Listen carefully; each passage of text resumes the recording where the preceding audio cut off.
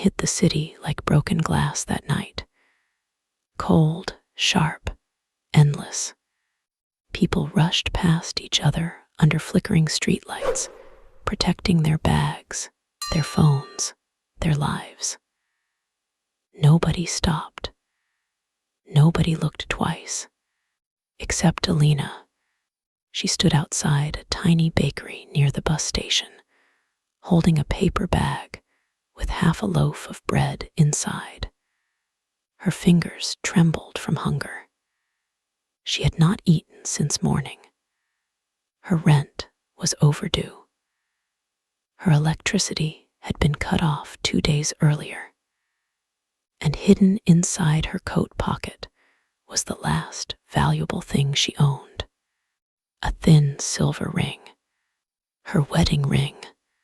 The only thing left from a marriage that had already died. She touched it carefully as she watched a little boy across the street, crying beside a woman sitting on the wet pavement. The child looked no older than 5. His cheeks were hollow. His tiny hands shook from cold. "Mama, I'm hungry." The words cut through Alina like a knife. The woman looked exhausted, ashamed, defeated. She pulled the boy closer, trying to calm him, but she had nothing to give. Alina looked away for a second, because she understood that kind of hunger. Not just the hunger in the stomach, the kind that eats your dignity slowly, the kind that makes you feel invisible. She started walking toward the bus stop. She only had enough money for the ride home.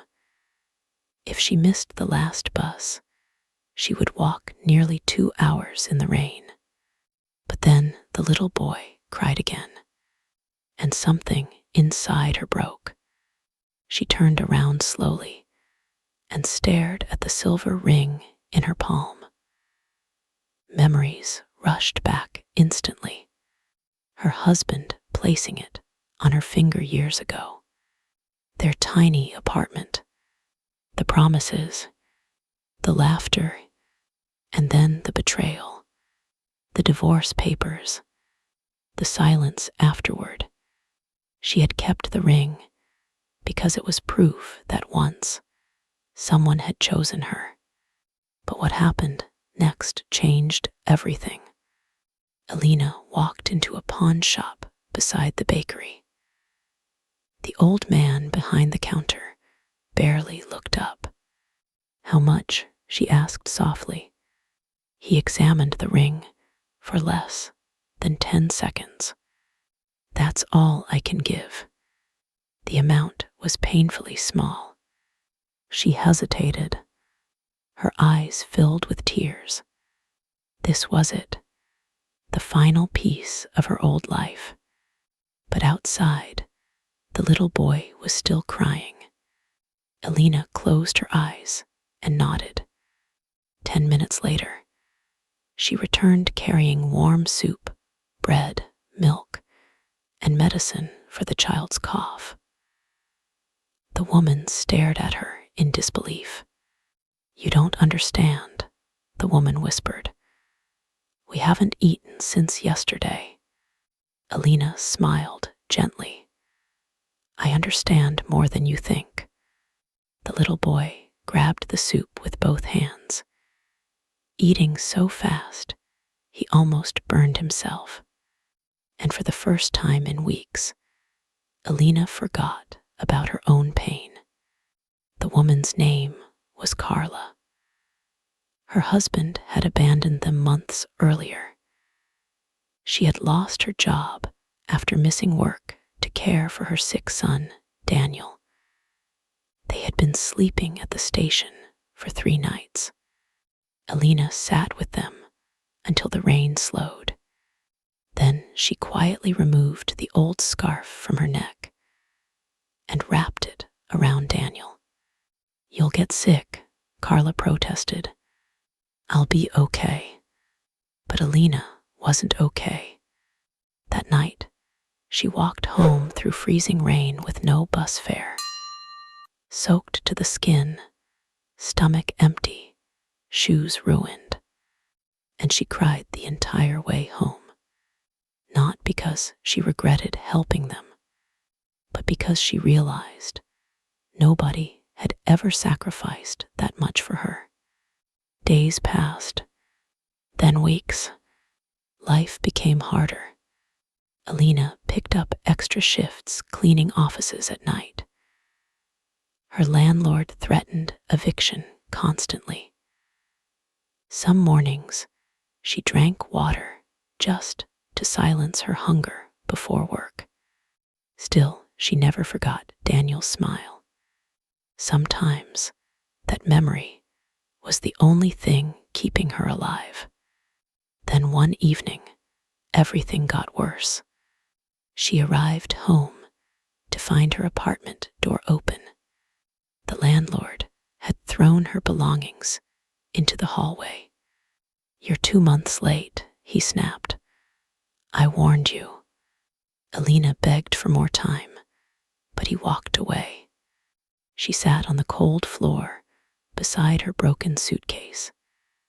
As neighbors avoided eye contact, passing by, he didn't know this would be the last time he would ever see her that way. Because that same night, Alina made a decision.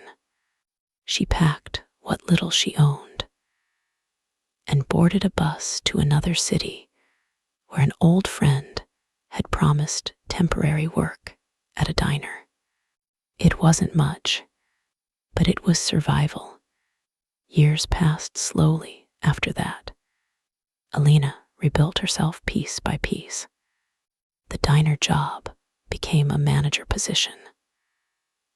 The manager position became ownership after the elderly owner retired and sold it to her cheaply.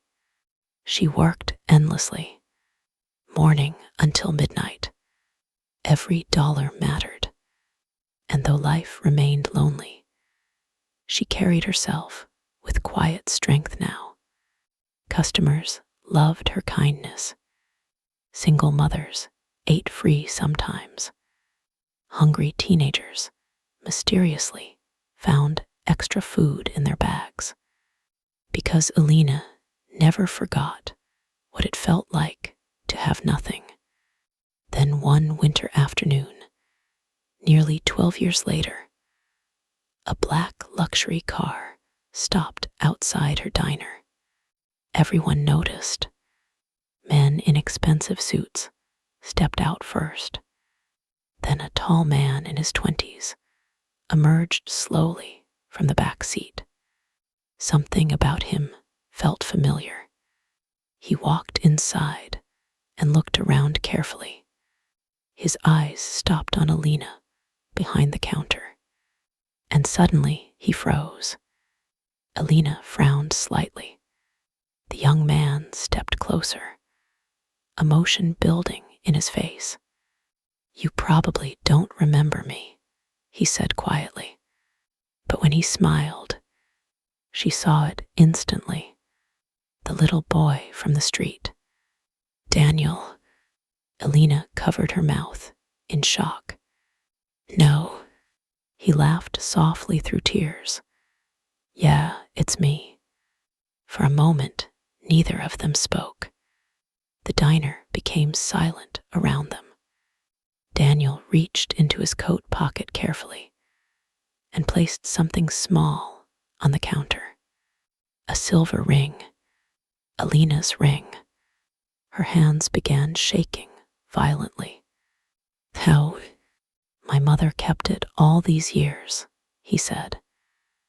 "She searched for you after that night, but you disappeared." Alina stared at the ring, like she was looking at a ghost. Daniel continued speaking. "You saved our lives that night. My mother always said if you hadn't helped us, I probably wouldn't be here." Tears rolled down Alina's cheeks silently.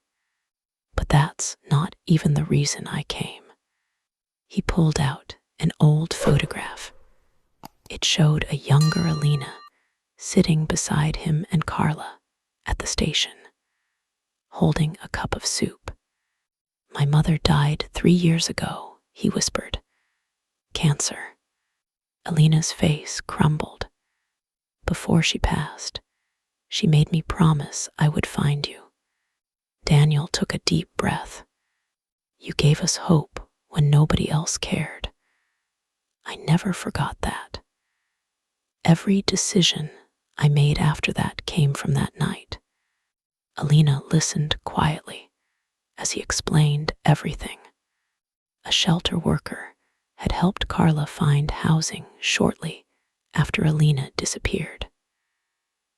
Daniel studied obsessively, earned scholarships, graduated top of his class, then built a successful tech company with 2 friends. Now he was wealthy beyond anything Alina could imagine. But despite all the money, he still carried that memory like treasure. "The night you helped us," he said softly, "was the first time I understood what kindness looked like." Alina could barely speak. "I only bought soup." "No," Daniel interrupted gently.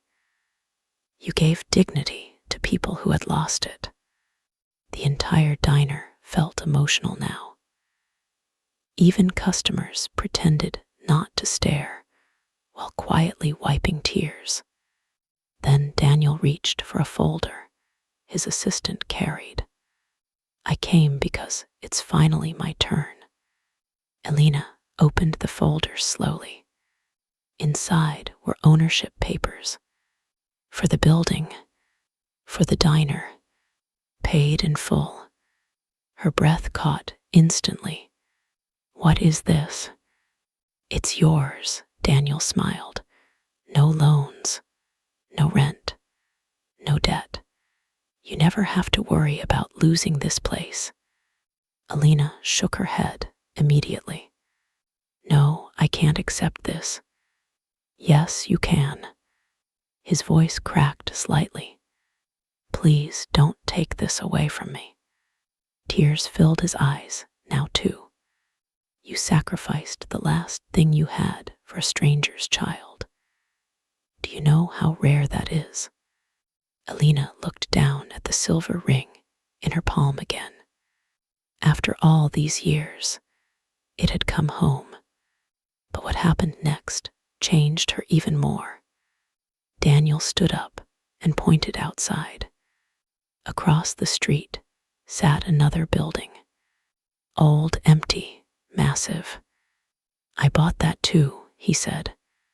Alina looked confused. Daniel smiled through tears. "It's going to become a shelter for single mothers and hungry children." Alina completely broke down crying. "And it'll have your name on it." She covered her face as years of pain, loneliness, sacrifice, and survival poured out all at once. For 12 years, she believed her kindness had disappeared into the rain unnoticed. But it hadn't.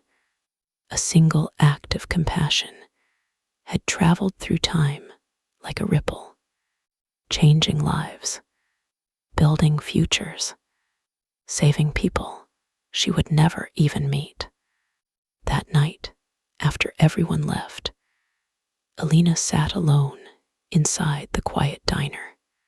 The silver ring rested in front of her, beside a cup of untouched tea. She thought about the woman she used to be. Broken, hungry, invisible, and she realized something powerful. Sometimes the smallest acts become the biggest miracles in someone else's story. Not because of money, not because of recognition, but because kindness arrives exactly when someone is losing hope. Outside, snow began falling softly. Daniel stood across the street, staring at the future shelter building, while workers measured the entrance. Elena walked outside slowly. He looked at her and smiled. Then, without warning, she hugged him tightly, like a mother holding her child after years apart. And for the first time in a very long time, neither of them felt alone anymore. If this story stayed with you, subscribe for more stories that feel real.